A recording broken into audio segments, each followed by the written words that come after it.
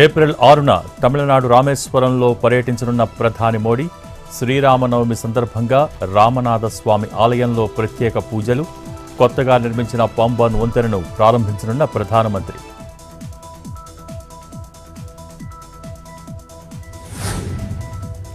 దిశ salient మృతి కేసుపై మహారాష్ట్ర మంత్రి నితేష్ రాణా స్పందన. మృతురాలి తండ్రి న్యాయం కోరుకుంటున్నారని కామెంట్. ఆయన చేసింది రాజకీయ ఆరోపణ కాదని వ్యాఖ్య. ఏం చేయాలో కోర్టు నిర్ణయిస్తుందని వెల్లడి. వర్ణ వివక్షపై కేరళ సీఎస్ శారదా మురళీధరన్ ఫేస్బుక్లో బహిరంగ లేఖ. సీఎస్గా బాధ్యతలు నిర్వహిస్తున్నా వర్ణ వివక్ష తప్పటం లేదని ఆవేదన. తనకు మళ్లీ జన్మనిస్తే తెల్లగా పుడతానని comment.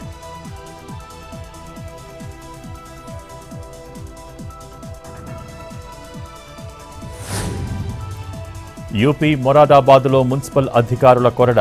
SP MLA Kamal Akhtar భార్య ఆస్తులు సీజ్. పన్నులు చెల్లించలేదని అధికారుల చర్యలు.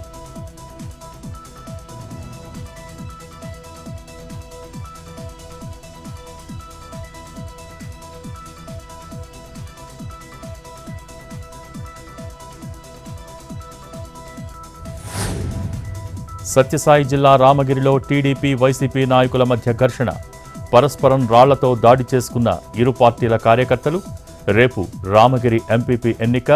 విప్ జారీ కోసం మండల పరిషత్ ఆఫీసుకు వైసీపీ నేతలు వెళ్లిన సమయంలో గొడవ.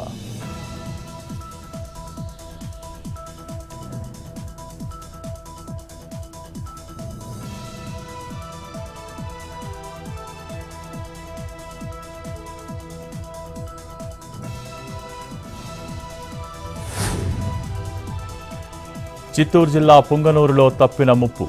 సుగుటూరు గంగమ్మ జాతరలో అపశృతి. హెలికాప్టర్ నుంచి పూలు చల్లించిన టీడీపీ నేత ఆర్వీటీ బాబు. చాపర్ కిందికి రావడంతో గాలికి కూలిపోయిన షామియానాలు.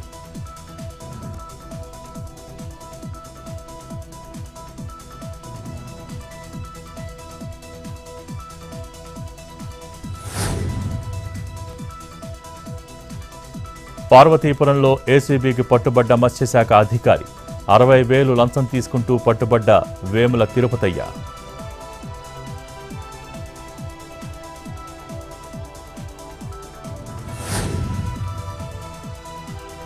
మంచిర్యాల జిల్లాలో 3 క్వింటాళ్ల నకిలీ పత్తి విత్తనాల పట్టివేత. చింతగూడ శివారులో 6 అరెస్ట్, 1 ఆటో స్వాధీనం.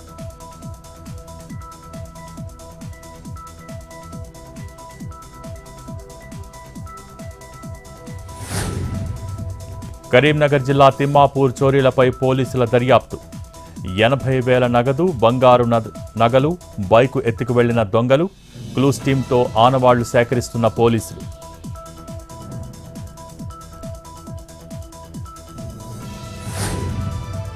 జనగామ కలెక్టరేట్ ఆవరణలోని హెలీప్యాడ్ వద్ద అగ్ని ప్రమాదం. ప్రమాదవశాత్తు చెలరేగిన మంటలు, చెట్లు దగ్ధం.